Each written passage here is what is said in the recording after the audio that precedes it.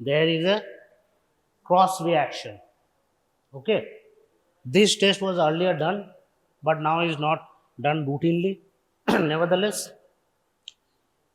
this patient was diagnosed as a case of scrub typhus. He was given doxycycline and the patient recovered very well. Now, this is, I think, your first time hearing about scrub typhus, right? So, what is typhus? Any idea? You have read about typhoid fever. So, what is the difference between typhus and typhoid fever? What is typhus? So, basically, typhus means, from the Latin, it derives, it is a delirious state. Delirious means a person who is having delirium because of the high fever. Okay. So, this state of was called as typhus like. Hence, all those fever which causes delirium were earlier called as typhus fever. Okay. In case of enteric fever, progressive enteric fever may also result in those type of symptoms, but they were not exactly caused by, or etiology was not typhus. Hence, it was called as typhoid. Okay. Now, let us go through. So, what are rickettsial infections? Scrub typhus is a rickettsial infection. Rickettsia are there. Remember three things. First is they are vector-borne pathogen. Okay, so they need a vector. Next, what is the main etiology? They cause what is known as acute febrile illness. And microbiologically speaking, what they are obligate intracellular parasites. Remember this thing. Obligate intracellular. You have heard about obligate aerobe, obligate anaerobe. So, an obligate aerobe cannot survive with a lack of oxygen, right? So, this obligate intracellular means they cannot survive extracellularly. Okay. So, now do tell me, if an organism cannot survive extracellular, can we culture in laboratory? On the various culture media that you have read? No. Okay. I'll come to the diagnostic dilemma later. And they are aerobic, small, gram-negative coccobacilli. Okay. So, what are these things? They are aerobe, obligate intracellular, gram-negative coccobacilli. What is coccobacilli? They are bacilli, but the size is very small, almost like that of cocci. Hence, they are called as coccobacilli. All right. There are many rickettsial infections in human body. They have been classified into either spotted fever group, typhus group, ancestral and transitional group. Today we will be discussing about the more important diseases. Okay. The important diseases are Rocky Mountain spotted fever, African tick bite fever, Mediterranean spotted fever and typhus syndrome. Alright. First I will give you the overall overview of all rickettsial infections. Then I will describe in very brief each and every infection which are important. Okay. There are many infections, but I'll only be highlighting the important ones. Okay. So, I have already said they are vector borne. So, what are the vectors? What is a vector?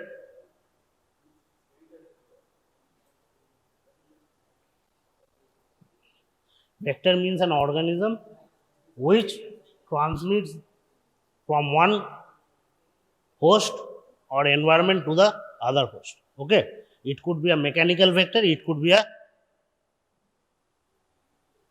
what? Mechanical vector, can you give an example? Housefly. Okay. All enteric diseases. How do the housefly become a vector? They mechanically carry the pathogen from one place to the other. Or it could be a mosquito in which the organism goes through changes. Over here, the vectors include ticks, body lice, mites, and fleas. What are ticks?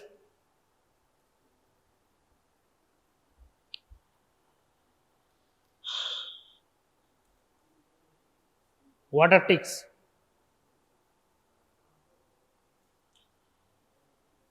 কুকুর বা বেড়ালের গায়ে ছোট ছোট কালো কালো দেখেছো street ডগের গায়ে,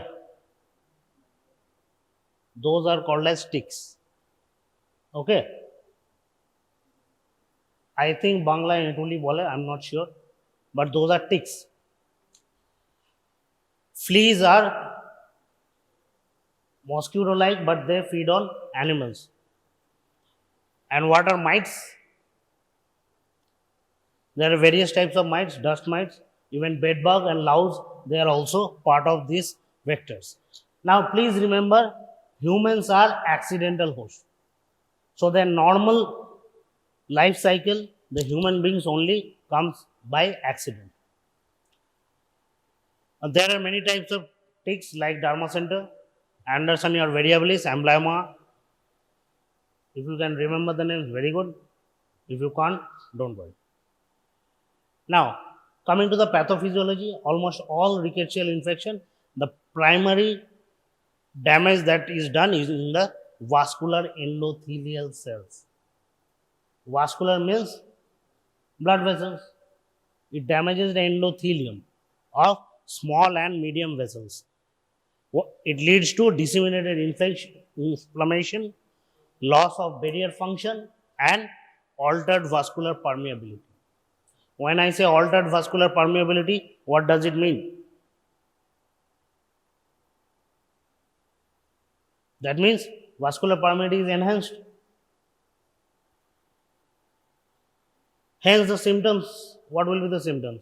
Because of inflammation, there will be fever, myalgia, and CNS symptoms might be there.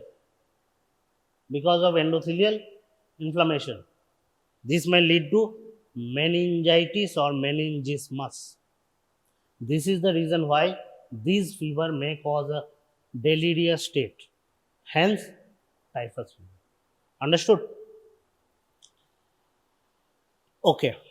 So, what is the important thing that we will be looking for when we are suspecting rickettsial infections?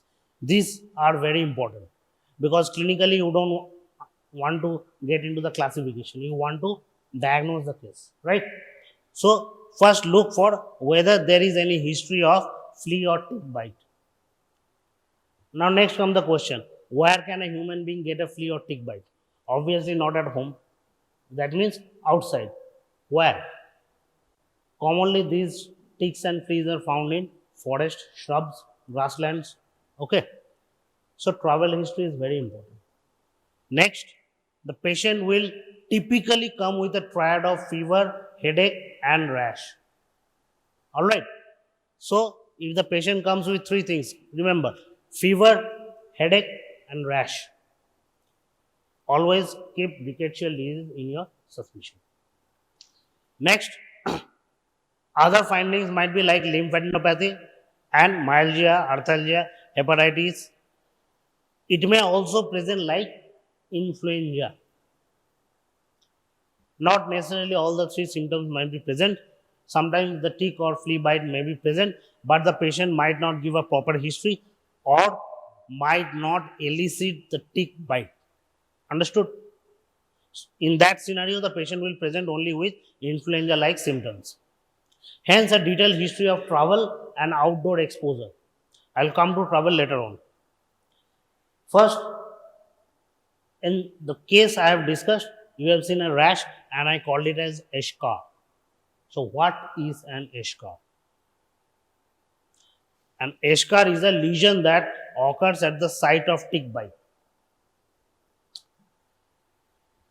It is basically an inflammatory reaction in response to the tick bite.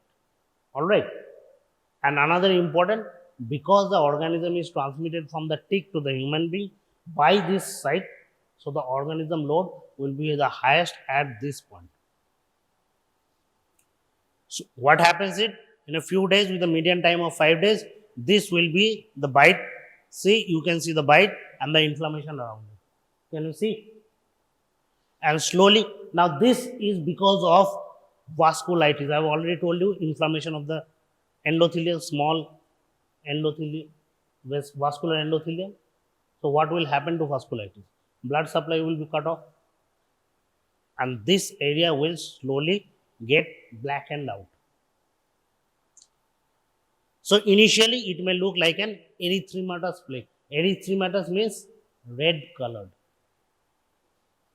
Plaque means an area that is red in color but not elevated. Alright. After that, it will develop a central ulcer with brown to black crust with an annular red color. What happens is the blood over here forms a crust, brown to black color, but the inflammation persists. When it heals, there will be a scar. Okay. So when you are taking history of a tick bite, look for these things. Okay. Now, a very important question is where to look. In a human body, where to look for these kinds of bite? It's a common question. Say you go into the on a safari in the forest. What is the probability of exposure? Commonly we see that the arms and legs are commonly affected. But look for some hidden areas. What are the hidden areas? Scalp, especially women with long hair. The tick might get into the hair and bite anywhere in the scalp. Behind the ears, behind the pinna. Okay. In the belly bottom, in the navel region. Okay. So these are hidden areas. Now, what would be the diagnostic test that you want to do? So you have learned about the history, you have learned about the clinical examination, what you have to do. Now you want to confirm the diagnosis. Will Felix is not done right now. What test can be done? Mainly is serological response by IgA and IgM. I think by now you have learned about IgM and IgG. IgM is the initial response, and on over a long period of time, IgG will come. Now, I have already told you it's an obligate intracellular organism and it is highly infectious. Hence, laboratory diagnostic test is very difficult to do. It requires a higher biosafety level. Can you recall the levels of biosafety? What are the levels of biosafety? Biosafety levels are 1, 2, 3 and 4. Right?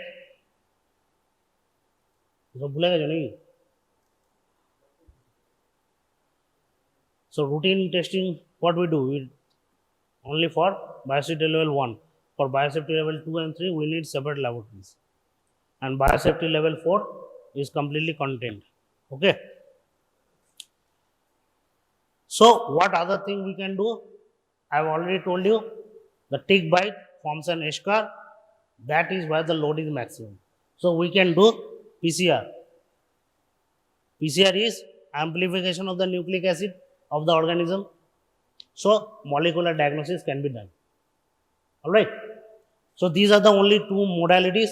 Other modalities could be associated laboratory markers. What are associated laboratory markers? We can find thrombocytopenia, hyponatremia, anemia, and cerebrospinal fluid pleocyte. What is pleocytosis? Raised WBC count in CSF. All these because of capillary leakage. Okay. Now, always remember the serological test or the serological response comes after the infection gets over. Right? So, if the patient is acutely ill, you may not get a serological response. And obviously, molecular tests are not available everywhere. If it is available, very good. If it is not, then remember these two lines. High index of suspicion should always be there, and a negative test of any of these tests should not preclude treatment. That means you have to give the treatment. Understood? Don't wait for the test results to come. You have a very limited set of tests and they are not totally reliable. So, you can see in this diagram. So, this is the eschar. It is first cleaned with isopropyl alcohol and then the de-roofing is done. What is de-roofing? The crust that forms, you have to remove the crust.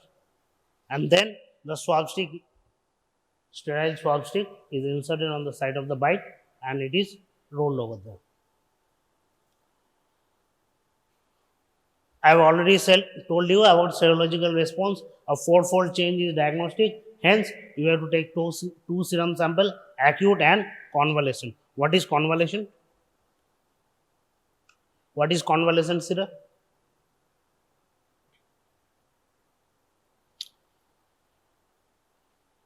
Okay, this is the process of taking the sample. First rub with alcohol, then de-roof, then take the sample and send in a sterile container. Okay. Coming to the treatment. Almost for all rickettsial infection, the drug of choice is doxycycline. Antibiotics have been taught to you all? No. Okay. Doxycycline is a group of, among the tetracycline group of drugs, it is almost effective in all rickettsial infections. But please remember, because of the adverse effect, the doxycycline should be given very carefully in children and should be avoided if possible in case of pregnant women. Okay. But if no contraindications are there, doxycycline is a drug of choice. And in case of pregnancy or tetracycline allergy, an infectious disease specialist and then give. Okay. So duration of treatment is 5 to 7 days. Dose is generally 100 milligram twice daily for 5 to 7 days. And more importantly, when you will go into the clinical ward, if you see a case of rickettsial infection, you will see a very good response after giving doxycycline. Within 48 hours, there will be defervescence of fever. Okay. Remember, the treatment should not be delayed at any case. Chloramphenicol is an alternative option. Just remember these two drugs, doxycycline and chloramphenicol. Now, acute febrile illness, you will have many differential diagnoses. What are the different common differential diagnoses are? Dengue, malaria, streptococcal infection, leptospirosis, measles, meningococcal, rubella, syphilis. All these things are common cause of acute febrile illness related to infectious cause. Okay, I have already told you the rickettsial infections are divided into predominantly two groups, spotted fever group and typhus fever. So by spotted fever, what do you mean by? It's an acute febrile illness with rash. Spots means rash. Okay. And typhus means acute febrile illness with CNS symptoms like headache. Now, among the spotted fever group, the important are Rocky Mountain fever, African tick bite fever, and Mediterranean fever. Among the typhus fever group, important are epidemic, murine, and scrub typhus. There are two other organisms. If you want, you can go and read, but at least get familiar with two other organisms I will discuss in the end. Now, why these are important? I have already told you, because of the international travel. Today, human beings are traveling from one continent to other more frequently than ever. Okay. For example, Rocky Mountain spotted fever. This disease is not seen in India. However, it is seen in United States, right? So you can easily have a relative or your parents moving to United States, coming back after 2 to 3 weeks, and on returning, he or she might have an acute febrile illness. Similarly, if you look in a map of United States, these are the areas of where Rocky Mountain fever is seen.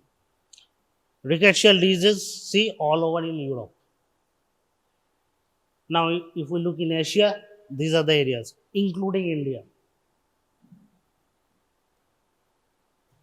This is known as Susugamushi Triangle. I will explain it later. North Africa, Sub-Saharan Africa. The point I am trying to make is, you go to America, you go to Europe, you go to Africa, you go to Asia. Rickettsial disease is present all over the world. Okay. So please get aware with these diseases. Now, spotted fever groups, I've told you, one is known as Rocky Mountain spotted fever caused by Rickettsia rickettsii. The Mediterranean spotted fever caused by Rickettsia coronae. African tick fever caused by Rickettsia africa. And Rickettsial pox is caused by Rickettsia acai. These are the predominantly 4 type of diseases. And you can see all are transmitted by these vectors. These are ticks. Okay. Somewhere it may be hard tick, somewhere it may be soft tick. At least remember it is transmitted by ticks. Okay. Various species are there. And this transmission is from rodents, mammals and reptiles. বলো কিছু বলছিলে বলো So coming to Rocky Mountain spotted fever, it was first seen in the Bitterroot Valley in Montana. Hence it was named as Rocky Mountain spotted fever. The causative agent is Rickettsia rickettsii and the vector is known as Dermacentor. Over here, remember one thing, that transmission is by the ticks during feeding, and also the hemolymph of the tick is also infectious. So if you pick the ticks with your bare hand and crush it, you may still get infected. Understood? So do not use your plain hands. Okay? Now what is the manifestation? Incubation ranges from 2 to 14 days. It commonly associated with fever and rash. These are the rash. You can see small spotted rash which evolves over time along with severe headache, myalgia, vomiting, abdominal pain and meningeal symptoms. Other involvement like any organ may be involved. It could be myocarditis, it could be hepatitis, thrombocytopenia, and Rocky Mountain spotted fever had a very high case fatality earlier before the invent of the antimicrobial therapy. But now the case fatality rate is microbial therapy, the case fatality rate has come down. But please remember, only on use of antimicrobial therapy the case fatality and the effervescence of fever is seen. Okay. So proper therapy is always required. Diagnostic is skin biopsy and PCR. Treatment is, I have already told you, doxycycline. Now coming to Mediterranean spotted fever, it is seen in the Mediterranean region, and just I want to highlight this one. It is caused by Rickettsia coronae. There are many subspecies. Among them, the indica subspecies cause Indian tick typhus. This is seen in India and Pakistan. Just a variant of Mediterranean spotted fever. These are the geographical area, and this is the tick that transmitted, rhinocephalus. Obviously, the presentation is same: headache, chills, and myalgia.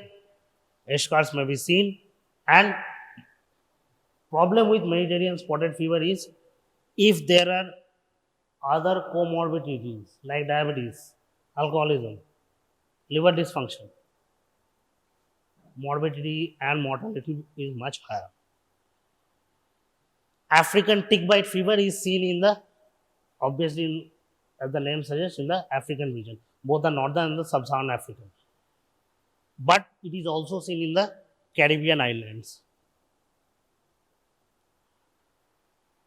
It is transmitted by the ambyloma.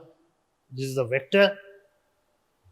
However, tick bite fever is much subdued in its presentation. Mostly presents as self-limiting disease. The symptoms are same: fever, eschar, headache, rash and myalgia. Now, these are the spotted fever. Okay. So, spotted fever are Rocky Mountain spotted fever, Mediterranean spotted fever, then African tick bite fever. Among the typhus group, there are three types.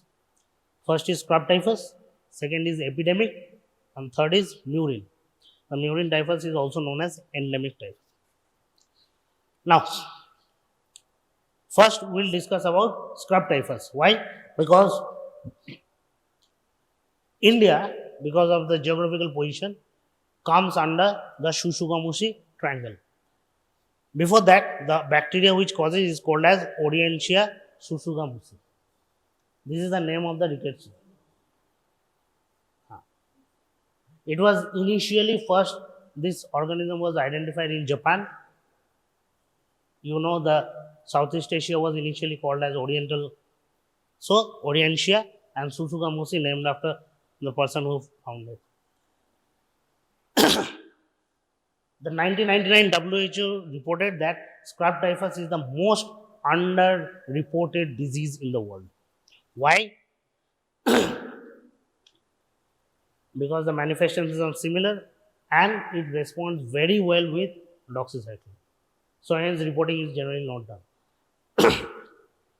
Now, if we can appreciate this triangle, India over here, Australia and up to Japan, this total area is known as Shushugamushi triangle. Why? Because the vector over here, chiggers, they are found in this geographical region. However, please remember, nowadays it is also found in Chile, Dubai, Cameroon, Kenya, and even other countries. Obviously, the main responsible factor is international travel. Now, it is transmitted by chiggers. If you can see, this is a very small lesion. This is a chigger bite lesion. If we look carefully, it almost resembles like that of malaria.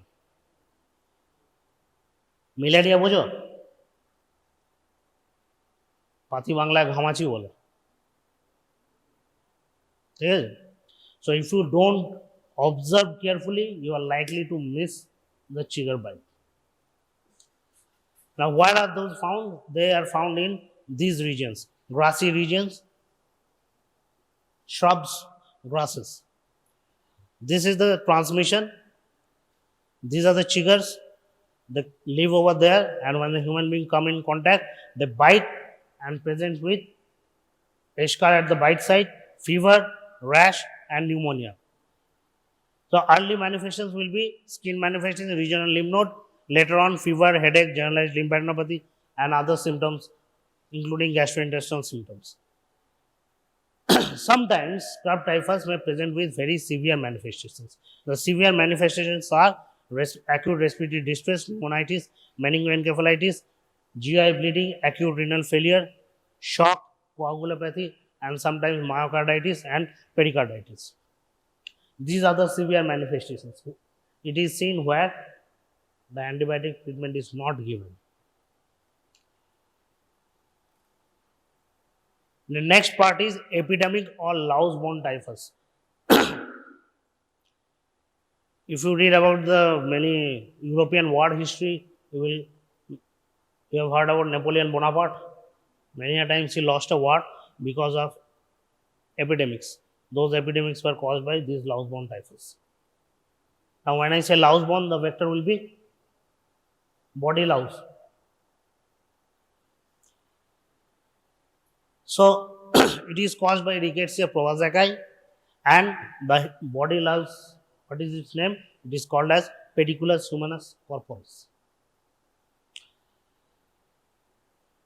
So, in which population fraction you commonly associate with body louse?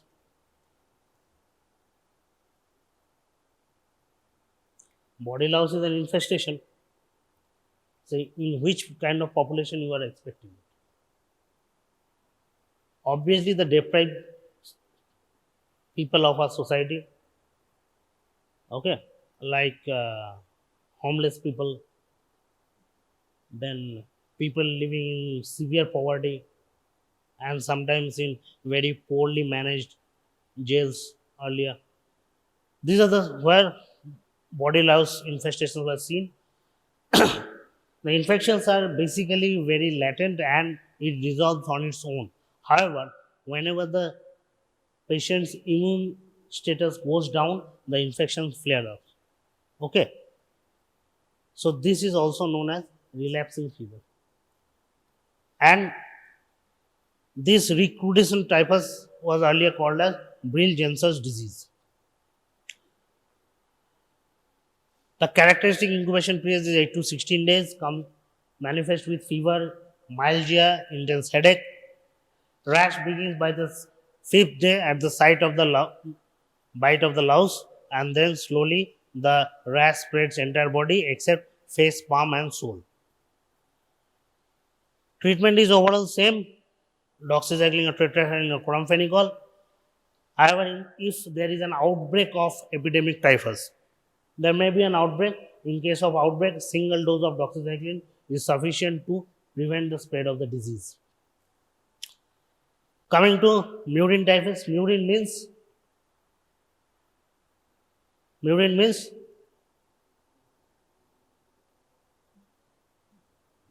mice. Okay, so it is strong. So reservoir is ratus,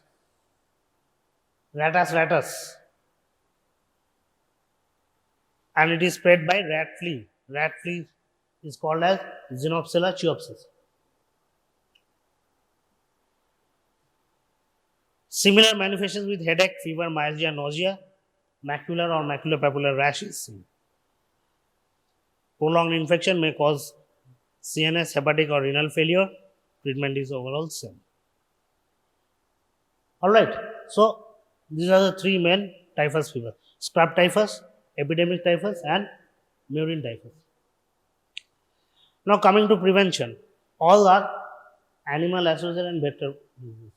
There are no vaccines against either the spotted fever group or typhus. So if there are no vaccines, the only recommended is antibiotic therapy only to the patient. There is no prophylactic antibiotic.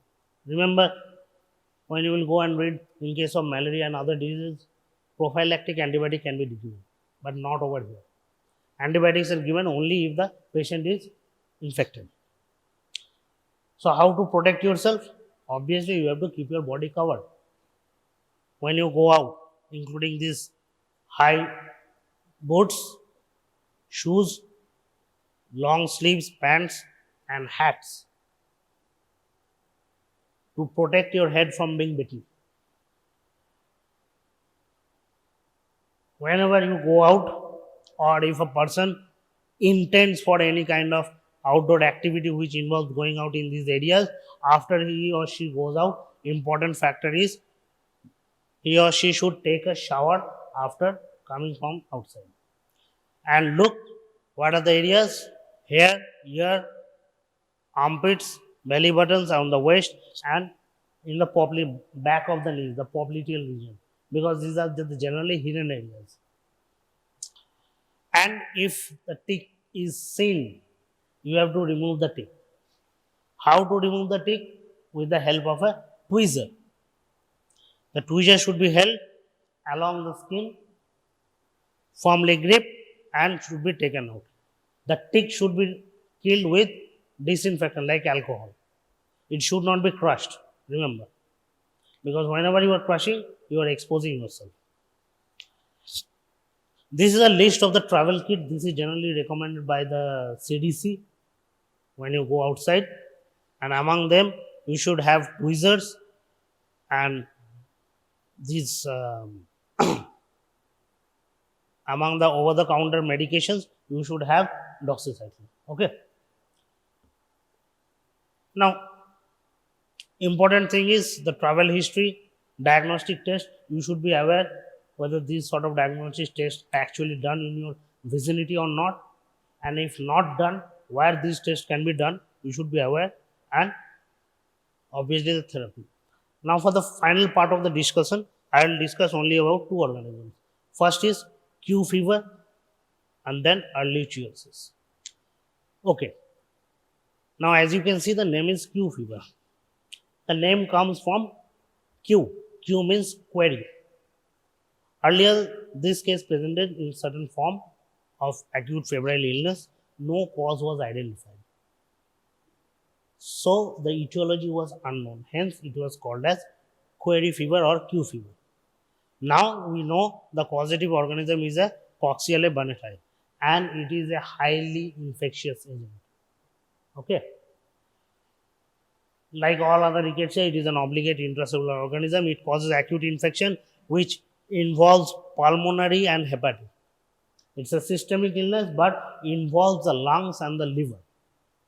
So if it involves the lung, what will happen? It will present with pneumonia, cough, fever, and if it involves the liver, there will be raised liver enzymes with or without jaundice. Okay, when I say it is extremely infectious, remember one single organism is capable of infecting a human being. I think in general bacteriology you have learned about virulence, something called as infective dose. That is the minimum number of organisms required to infect a healthy individual. Over here, it is a single organism can infect. It is seen all over the world except New Zealand. Now, how does it enter? See, this is the normal cycle that goes on in the environment. These ticks bite the animals, including cattle, cats, and other farm animals, and the infection persists over there. The human beings come in contact with these animals and their excreta. Okay. From there, human beings inhale. This causes the infection. So, who are the people who are more commonly involved? Abattoir worker and veterinarians and animal farmers. Abattoir worker, what do you mean by abattoir worker? People who take out the skin of the animals in the leather industry. So, it presents, so inhalation of the aerosolized particles causes the infection. It causes non-specific febrile illness, presence with pneumonia, hepatitis, and if severe, it can cause meningoencephalitis. These are the acute form. Sometimes or very rarely chronic infection is seen where endocarditis and granulomatous hepatitis is seen. What is granulomatous hepatitis? Pathology তো পড়ানো হয়ে যেত granulomatous inflammation পড়ানো হয়নি okay so this is a radiograph you can see non-specific changes seen rounded nodular bilaterally this is a typical presentation of a pneumonia in Q fever. The fever over here is very high, 40 to 41 degrees centigrade. That means very high fever. Incubation period of 4 to 5 days. Now, very important part is please remember this line. Q fever does not usually present with rash. Because I have already told you the mode of infection is inhalation of aerosolized particles. Generally, we see that Q fever resolves on its own, but sometimes it may become severe. The severity is more common in people with pre-existing diseases like valvular heart disease and prosthetic valve. In them, the disease becomes much more severe. Now, I have already told you the organism is highly infectious. Even a single organism can cause infection. So, culture is not recommended. It should not be done. Serological testing can be done. PCR is another method. But generally, problem with serological testing is until and unless you can demonstrate a fourfold rise in antibody titers between acute and convalescent sera, you cannot definitely diagnose. Okay. So for acute diagnosis, serological diagnosis is generally not very helpful. Treatment of choice, over here doxycycline is given, but remember the alternative are cotrimoxazole, chloramphenicol, rifampin and okay, at least remember doxycycline and cotrimoxazole. Okay. Final part, if you can read, go and read. Among them, there are three: Ehrlichia, Anaplasma, and Rickettsia. So, what is the involvement here? Two diseases: human monocytic ehrlichiosis, human granulocytic anaplasmosis. Now, monocyte and granulocyte. What are monocytes? What is the difference between a monocyte and a granulocyte?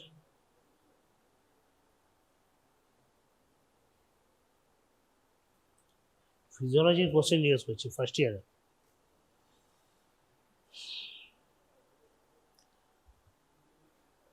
So both these generally present with a similar kind of manifestation with fever, systemic infection, and what happens over in case of Ehrlichia chafensis, they grow inside human monocytes.